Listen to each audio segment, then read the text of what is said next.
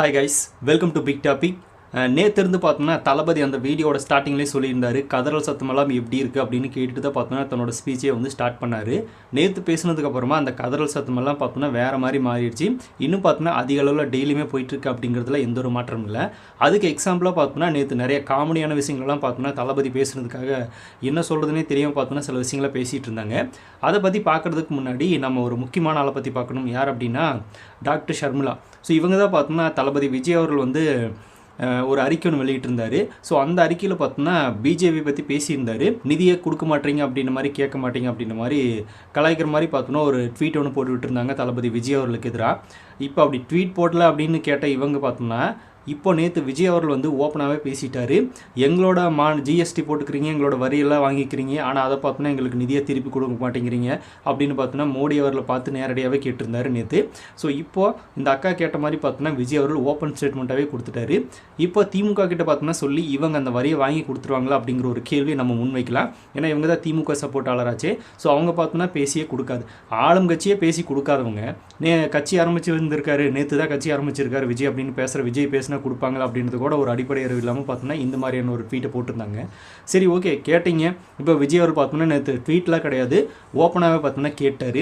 எங்கள் ஜிஎஸ்டி வாங்கிட்டு எங்களுக்கு ஏன் நிதி கொடுக்க மாட்டேங்கிறீங்க அப்படின்னு கேட்டார். ப்ளஸ் வந்து ஒரே நாடு ஒரே தேர்தலை கூட எதிர்த்துட்டார். அதுக்கப்புறமா தமிழ்நாடு அப்படிங்கிறது பார்த்தோன்னா பல விஷயங்களை பார்த்துருக்கு, இதெல்லாம் பார்த்து கையாளணும் அப்படின்ற மாதிரி பார்த்தோன்னா ஒரு சவால் அவர் விட்டுருந்தார். ஸோ இந்த மாதிரி பிஜேபி பார்த்தோன்னா எதிர்த்து கடுமையான வாதங்கள் வந்து நேற்று தளபதி விஜய் வச்சுட்டாரு. இதுக்கு திமுகவை சார்ந்தவங்களும் இந்த திமுகவுக்கு சப்போர்ட் பண்ணுற இந்த டாக்டர் ஷர்மிளா இவங்கெல்லாம் பார்த்தோன்னா என்ன மாதிரியான பதில் இப்போ சொல்ல போகிறாங்க அப்படிங்கிறது நம்மளுக்கு தெரியல. இதுக்கும் கூட பார்த்தோன்னா வேறு ஏதாவது சொல்லலான்னு சொல்லுவாங்க. ஏன்னா அவங்களோட வேலை அது, அதை தொடர்ந்து அவங்க பண்ணிகிட்டு இருக்காங்க. அது அவங்க பண்ணட்டும், அப்போ தான் பார்த்தோன்னா நம்மளுக்கும் வேலை இருக்கும். அதனால் தொடர்ந்து அவங்க அதை பண்ணட்டும். சரி, ஓகே. இப்போ இதையும் தாண்டி நேற்று தளபதி பேசின சில விஷயங்களுக்கு பார்த்தோன்னா இன்னொரு ரொம்பவே பார்த்தோன்னா ஒரு கீழ்த்தரமான ஒரு ரொம்பவே வந்து என்ன சொல்கிறது, இந்த மாதிரி கூட திமுக யோசிக்குமா அப்படின்ற லெவலுக்கு பார்த்தோன்னா நம்ம ஒரு விஷயத்தை பார்த்துருந்தோம். அதாவது நேற்று நம்ம தளபதி பார்த்தோன்னா பொதுக்குழுவில் பெண்கள் நிறைய பேர் வந்திருந்தாங்க. ஸோ அவங்க கூட உட்காந்து பார்த்தோன்னா தளபதி சாப்பிட்டுட்டு இருந்தார். ஸோ அந்த டைமில் பார்த்தோன்னா ஒரு வீடியோ மட்டும் கேப்சர் பண்ணி, ஒரு சின்ன கிளிப் அதை மட்டும் கேப்சர் பண்ணி பார்த்தோன்னா அதில் வந்து விஜய் அவர்கள் பெண்கள் கூட உட்காந்து சாப்பிட்ற மாதிரி நடிக்கிறாரு. அவர் சாப்பிடவே இல்லை, ஒரு எடுத்து பார்த்தோன்னா வாயில் வச்சுட்டு அப்படியே இலையை மூடி வச்சுட்டு போயிட்டாரு. இது பார்த்தோன்னா ஒரு நாடகம் அப்படிங்கிறது அப்பட்டமாக தெரியுது அப்படின்ற மாதிரி பார்த்தோன்னா ஒரு வீடியோவில் போஸ்ட் பண்ணி வந்து காமெடி பண்ணியிருந்தாங்க. அது அந்த லாஸ்ட் கிளிப்பு சாப்பிட்டு முடிச்சுட்டு பார்த்தோன்னா தளபதி அந்த இலையை மூடி வச்சுட்டு போனார். அது ஒரு விஷயம் அப்படின்னு எடுத்துகிட்டு வந்து பேசிகிட்டு இருக்காங்க. ஆனால் ஃபுல் வீடியோ அவங்க பார்க்கல போல். தளபதி அவங்களோட ஜாலியாக பேசிட்டு ஃபுல்லாக சாப்பிட்டு முடிச்சுட்டு தான் எந்திரிச்சார் அப்படிங்கிறது பல வீடியோஸ் அதுக்கு எக்ஸாம்பிள் இருக்குது, ஸ்டில்ஸும் கூட இருக்குது, நம்ம இதில் கூட ஸ்க்ரீனில் ஷோ ஆகிட்டு இருக்கும். ஸோ அந்த மாதிரி பார்த்தோன்னா தளபதி பண்ணியிருந்தார். இவங்க சாப்பிட்டு முடிச்சுட்டு அந்த தளபதி இலையை மூடு வரல, அந்த கிளிப்பை மட்டும் வச்சுட்டு பார்த்தோன்னா ஒரு அவதூறை பரப்புகிறாங்க. அதாவது சாப்பிட்டு வச்ச எச்சலையில் கூட பார்த்தோன்னா இந்த திமுக காரங்க ஒரு அரசியல் பண்ணுறாங்க அப்படிங்கிறதெல்லாம் இதன் மூலமாக நம்மளுக்கு தெரியுது அப்படின்னு நம்ம சொல்லலாம். ஸோ இது பேசினாலும் எப்படி இப்போ நிறைய ஆதாரங்கள் வீடியோ சோசியல் மீடியாஸில் இருக்குது, இதை எடுத்து நம்மளுக்கு திருப்பி கேள்வி கேட்பாங்களே அப்படிங்கிற ஒரு அடிப்படை அறிவு கூட இல்லாமல் பார்த்தோன்னா இந்த மாதிரியான ஒரு கீழ்த்தரமான செயலை பண்ணுற இவங்களை நம்ம என்னென்னு சொல்கிறது அப்படிங்கிறதே தெரியல. ஸோ எச்எல்ஏல கூட பார்த்தோன்னா அரசியல் பண்ணுற திமுக காரங்களை இங்கே தான் நம்ம பார்க்க முடியும், அந்த அளவுக்கு போயிடுச்சு. நேற்று மன்னராட்சி ஸ்டாலின் அவர்களெலாம் தளபதி பேசுனதுக்காக கூட பார்த்தோன்னா சில பேர் வந்து இன்னும் என்ன சொல்லி திட்டலாம் தளபதி அவர்கள் அப்படின்னு கூட தெரியாமல் பார்த்தோன்னா இந்த மாதிரியான சில விஷயங்களை பேசி விட்டுருந்தாங்க. ஸோ இதுதான் பார்த்தோன்னா ஒன்று. இதில் இன்னொன்று என்ன அப்படின்னா, நேற்று தளபதி பார்த்தோன்னா அந்த துண்டு சீட் அப்படிங்கிறதே பார்க்காம பேசியிருந்தார். நம்ம அதை பற்றி நேற்றே பார்த்துருந்தோம். விஜய் அவர்கள் யாரும் எழுதி கொடுக்குறத வந்து பார்த்துட்டு படிச்சுட்டு போயிடுறாரு, அவருக்கு பேச தெரியல அப்படின்னு சொல்லியிருந்தாங்க. நேற்று தளபதி பார்த்தோன்னா ஃபுல்லாகவே அவரோட ஸ்பீச் அப்படியே ஓன் கண்டென்ட் தான் தொடர்ந்து அவர் பார்த்து பேசிகிட்டே போயிட்டே இருந்தார். இடையில அந்த போராட்டங்களை பற்றி ஒரு லிஸ்ட் எடுத்தார், அதெல்லாம் கணக்கில் வராது. ஸோ அந்த மாதிரி ஒரு ஸ்பீச்சை தளபதி நேற்று கொடுத்துருந்தாரு. இதை வந்து நம்ம அப்படியே ரிப்பீட் மோடில் பார்த்தோன்னா ஸ்டாலின் அவர்கள்ட்ட கேட்கலாம். விஜய் அவர்கள் இப்போ தான் கட்சியை ஆரம்பிச்சிருக்காரு, ஒரு வருஷத்தை தாண்டி போயிட்டுருக்கு. அப்படி இருக்கிற அவரே பார்த்தோன்னா அரசியல் மேடையில் இந்த மாதிரி துண்டு சீட் இல்லாமல் நேற்று பேசிட்டார். ஸோ இப்போது ஸ்டாலின் அவர்கள் ரொம்ப வருஷமாக 70 ஆண்டு காலமாக 50 ஆண்டு கால கட்சிங்கிறாங்க, 50 வருஷம் 40 வருஷம் அரசியலில் பயணிக்கிறோன்னு சொல்கிறாங்க. ஆனால் இவர் பார்த்தோன்னா இன்னும் அதே துண்டு சீட்டை வச்சு தான் பார்த்தோன்னா அதையும் கூட தப்பாக பேசிட்டு அரசியல் பண்ணிகிட்டு இருக்காரு. சரி, அது ஒரு சைடு இருக்கட்டும்.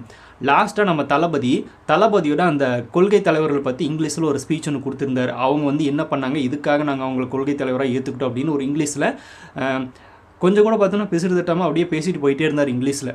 அந்த மாதிரி ஒரு லைனை ஸ்டாலின் அவர்களால் பேச முடியுமான்னு கேட்டால் வாய்ப்பே இல்லை. ஏன்னா தமிழையே பார்த்தோம்னா அவர் வந்து சரியாக பார்த்து படிக்க தெரியாத ஒருத்தர். ஸோ அப்படி இருக்கிறப்ப இதை எப்படி பேசுவார் அப்படின்னு மாதிரி நம்ம ஒரு கேள்வி கேட்கலாம்ல. இவங்க தானே சொல்கிறாங்க விஜய் வந்து துண்டு சீட்டை வச்சுட்டு படிக்கிறாரு அப்படின்னு. இதை அவர் துண்டு சீட்டு எல்லாமே பேசிட்டாரு.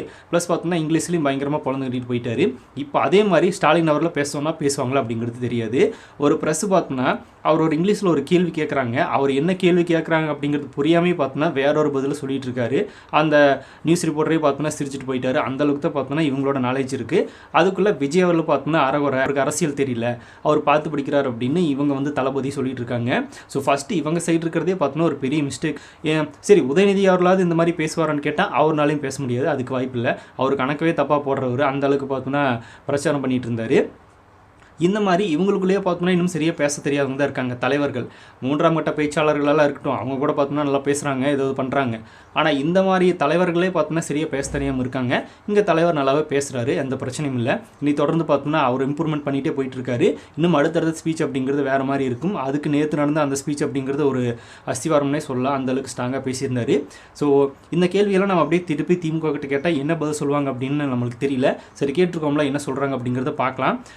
சரி ஓகே. இப்போ அந்த எச்ஏலையில் கூட பார்த்தோன்னா அரசியல் பண்ணுற இந்த திமுக நபர்களை பற்றி உங்களோட ஒப்பீனியனை கமெண்ட்டில் ஷேர் பண்ணுங்கள். அப்படி நம்ம இன்ஸ்டாகிராம் பேஜ் லிங்க் டிஸ்கிரிப்ஷனில் இருக்க யாராவது ஃபாலோ பண்ணி வச்சிங்க அப்படின்னா செக் பண்ணி ஃபாலோ பண்ணிக்கோங்க. பிக் டாபிக் சேனல் யாராவது சப்ஸ்கிரைப் பண்ண வந்தால் மறக்காமல் சப்ஸ்கிரைப் பண்ணி வச்சுக்கோங்க. நிறைய big topics, political news, trending news, cinema updates அப்படின்னு நிறைய நம்ம சேனலில் திறந்து வரப்போகுது.